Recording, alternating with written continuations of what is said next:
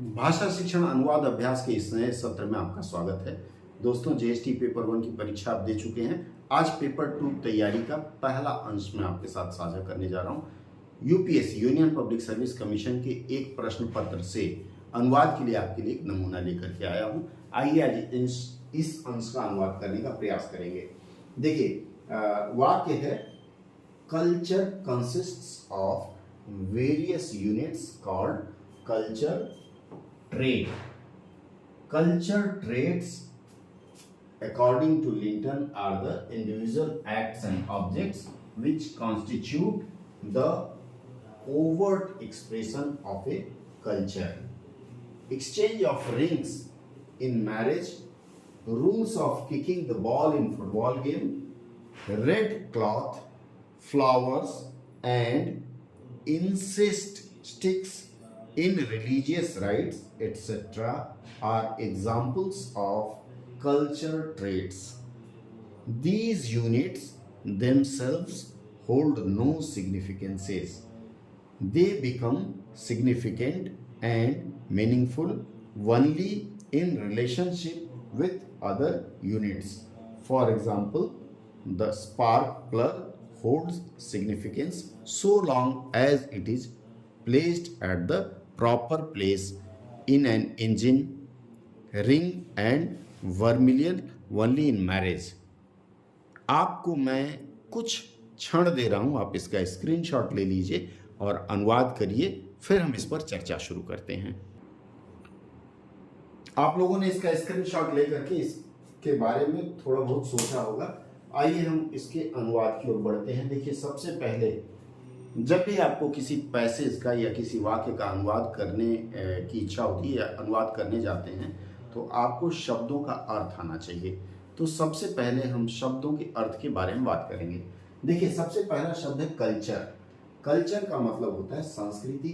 Consist of, ये देखिएगा, ये जो ऑफ प्रीपोजिशन है अक्सर कंसिस्ट के साथ लगता है। कंसिस्ट्स विथ बहुत कम आपने देखा होगा, कंसिस्ट टू बहुत कम देखा होगा।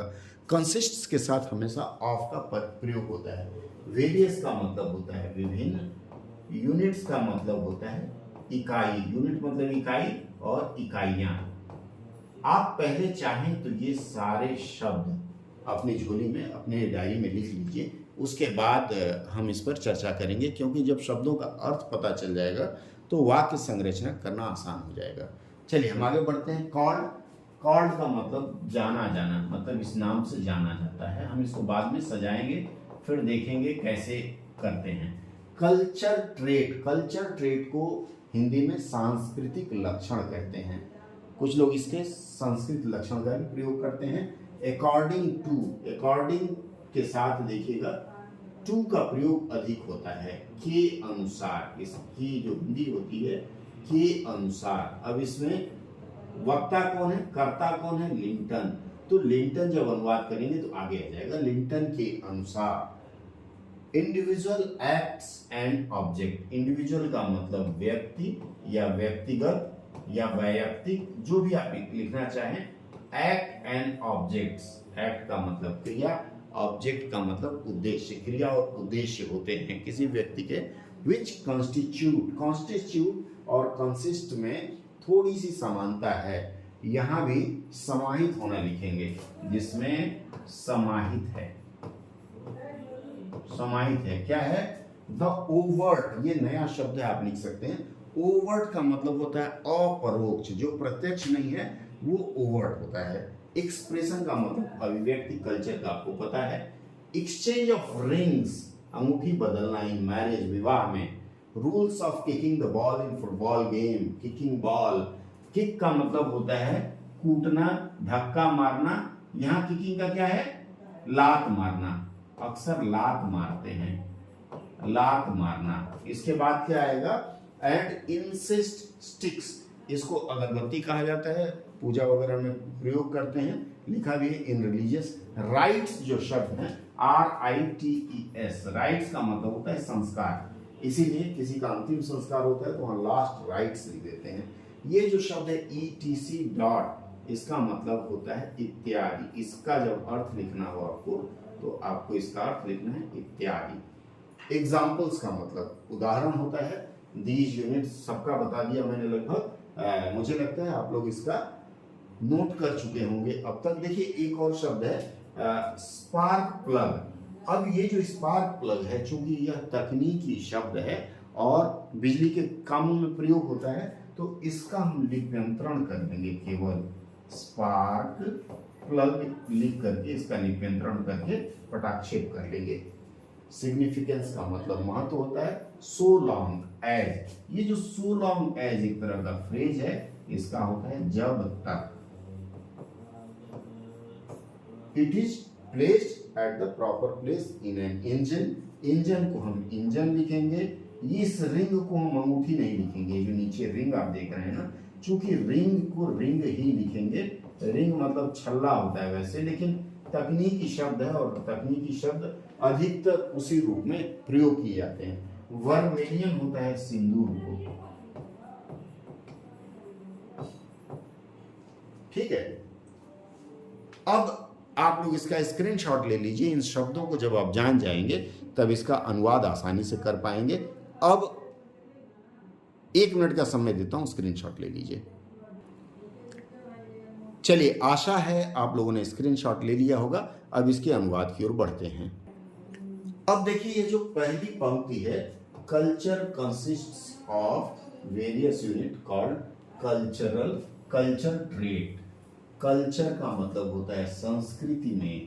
आप इसका शुरू करेंगे संस्कृति, संस्कृत नहीं होता है, संस्कृति में क्या होते हैं? Various units called culture trade. Culture trade का मैंने क्या बताया था आपको, याद करिए क्या बताया था। देखिए यहां मैंने सांस्कृतिक लक्षण बताया था। सांस्कृतिक लक्षण। अब आप इसको जब जोड़ना शुरू करेंगे तो आप यहां लिखेंगे कल्चर का मतलब संस्कृति में सांस्कृतिक लक्षण। तत्काल यहां ले आएंगे नामक। कॉल्ड के लिए हमने नामक लिखा है। वेरियस का विभिन्न या विविध लिख सकते हैं, हम विभिन्न लिखते हैं। विभिन्न इकाइयां, यूनिट्स को इकाइयां लिखेंगे, इकाइयां होती हैं।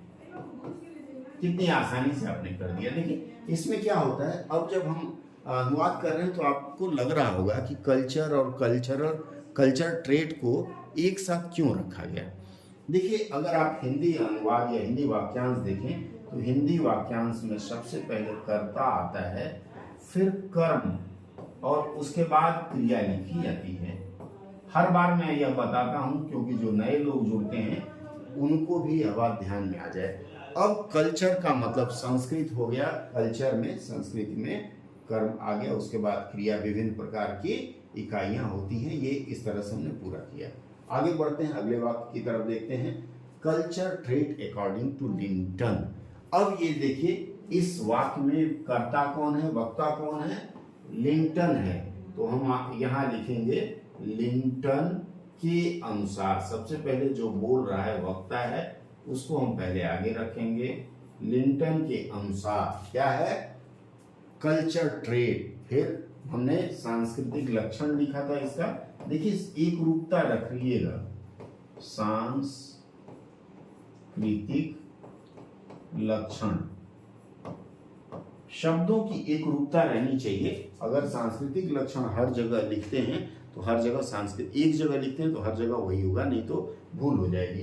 तो लिंटन के अनुसार सांस्कृतिक लक्षण क्या है? Are the. अब यहाँ देखिए, यहाँ इस तरह का इन्होंने एक इन्वर्टेड कॉमा जैसा बनाया है, उद्धरण चिन्ह इनको बोलते हैं। The individual act and object. सांस्कृतिक लक्षण क्या है? व्यक्तिगत या फिर वैयक्तिक, एक्ट क्रिया, और एंड का और, ऑब्जेक्ट्स को उद्देश्य हैं, which constitute the overt expression of a culture. which constitute, जिसमें क्या होता है? एक कल्चर है ना, तो इसके जगह किसी, एक ही जगह हम एक ही लिए किसी लिखेंगे। कल्चर को संस्कृति लिखेंगे, किसी संस्कृति, आगे किसी संस्कृति के क्या होते हैं? ये ओवर्ट एक्सप्रेशन मैंने आपको बताया है। ओवर्ट एक्सप्रेशन की हिंदी लिखिए। तो ओवर्ट एक्सप्रेशन का मतलब है अप्रत्यक्ष अभिव्यक्तियां होती हैं। अप्रत्यक्ष अभिव्यक्तियां, एक्सप्रेशन को अभिव्यक्ति कहते हैं, तो यहाँ अभिव्यक्तियां लिखेंगे। चलिए फिर अगले वाक्य की तरफ बढ़ते हैं। देखिए वाक्य है exchange of rings in marriage. ये रिंग का मतलब, यहाँ रिंग्स को हम अंगूठी मानेंगे, तो कहाँ पर पहले स्थान आया तो विवाह लिखेंगे, शादी नहीं लिखेंगे, शादी थोड़ा सा हल्का शब्द हो जाएगा। विवाह में एक्सचेंज का मतलब होता है बदलना, क्या? अंगूठी बदलना, अंगूठी बदलना। इसके लिए एक और शब्द आप चाहें तो ले सकते हैं। बदलना की जगह हम अंगूठी बदलते नहीं है ना, अपने हाथ से निकाल के उनको दिया, उनके हाथ से खुद। यहाँ बदलना की जगह यहाँ पहनाना लिख दीजिए। अंगूठी पहनाना ये जो शब्द है, चूंकि अंग्रेजी में एक दूसरे को अंगूठी पहनाते हैं, तो प्रथा के अनुसार यहाँ पहनाना होगा। बदलना लिखेंगे कम नंबर मिलेंगे, पहनाना अधिक नंबर मिलेगा। कॉमा, कॉमा है तो comma. Rules of kicking the ball in football game. कौन सा? फुटबॉल। अब देखिए फुटबॉल के बाद, चूंकि फुटबॉल को हम लोगों ने हिंदी में यथारूप स्वीकार कर लिया है, तो फुटबॉल को फुटबॉल रहने देंगे। कहाँ? फुटबॉल गेम का मतलब यहाँ खेल लिखिएगा, इसको गेम मत लिखिएगा, क्योंकि गेम के लिए खेल शब्द है। फुटबॉल खेल में किकिंग क्या लिखा है? Rule of kicking the ball. Ball का मतलब गेंद लिखिए, बहुत लोग बॉल लिखेंगे, गेंद लिखिए। गेंद को किक करना मतलब लात मारना। यहाँ एक चीज और ध्यान दीजिए, फुटबॉल को क्या लात मारते हैं या फुटबॉल खेलते हैं? तो अगर आप फुटबॉल लात मारने वाली बात लिखेंगे तो आपकी बात कमजोर हो जाएगी। बेहतर है आप यहाँ फुटबॉल खेलने का नियम लिखें। कॉमा नहीं होगा, मैंने गलती से लगा दिया है। एंड को यहाँ और लिखेंगे, कॉमा हटा देंगे। और इसके बाद क्या है? इंसेस्ट स्टिक इन रिलीजियस, नहीं, यहाँ है red cloth flowers and incense stick in religious rite etcetera are examples of cultural trade. तो यहाँ क्या होगा? रिलीजियस लाइफ, रिलीजियस का मतलब हो गया धार्मिक। राइट्स का मैंने भी बताया था आपको, याद होगा। क्या होना चाहिए बताइए आप? जी हाँ, बिल्कुल, धार्मिक संस्कार। धार्मिक संस्कार में क्या चीज? रेड क्लॉथ, लाल क्लॉथ का मतलब कपड़ा, लाल कपड़ा। उसके बाद क्या होगा? Flowers and incense sticks. फूल, फूलों मत लिखिएगा, फूल का बहुवचन फूल ही लिखेंगे यहाँ। फूल और अगरबत्ती, अगरबत्तियां भी नहीं लिखेंगे हम। अगरबत्ती ये बहुवचन रूप, इसका इसी रूप में लिखेंगे अगरबत्ती। उसके बाद एटसेट्रा, इत्यादि। अगरबत्ती इत्यादि क्या है? Examples of cultural trades. किसके उदाहरण है? कल्चरल ट्रेड के। कल्चरल ट्रेड के लिए मैंने क्या बताया था आपको? बिल्कुल बिल्कुल सही कह रहे हैं आप। सांस्कृतिक, सांस्कृतिक लक्षण, गलत हो गया, लक्षण होगा। सांस्कृतिक लक्षण के एग्जाम्पल्स हैं, तो क्या हो गया? उदाहरण हैं। नोट कर लीजिए आप लोग इसे, तब फिर मिटाऊंगा।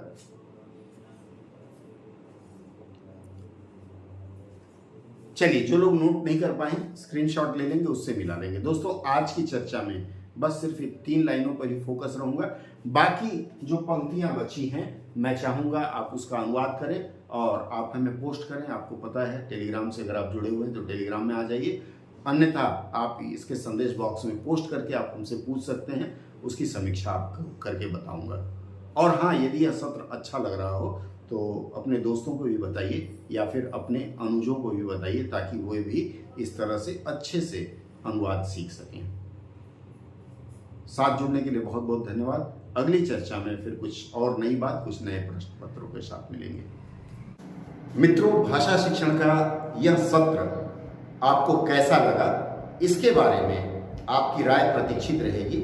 आप नीचे देखिए हमारा नंबर स्क्रॉल कर रहा है। अगर आपको लगता है कि हमसे बात करनी है तो आप इस नंबर पर फ़ोन करके या व्हाट्सएप संदेश भेजकर हमसे चर्चा कर सकते हैं और ऐसे ही सत्र भविष्य में मिलते रहें। इसके लिए आप सब्सक्राइब करने के बाद हमें संदेश बॉक्स में यह संदेश अवश्य देंगे कि इसमें आपको क्या अच्छा लगा और आपको इसमें और अधिक क्या चाहिए।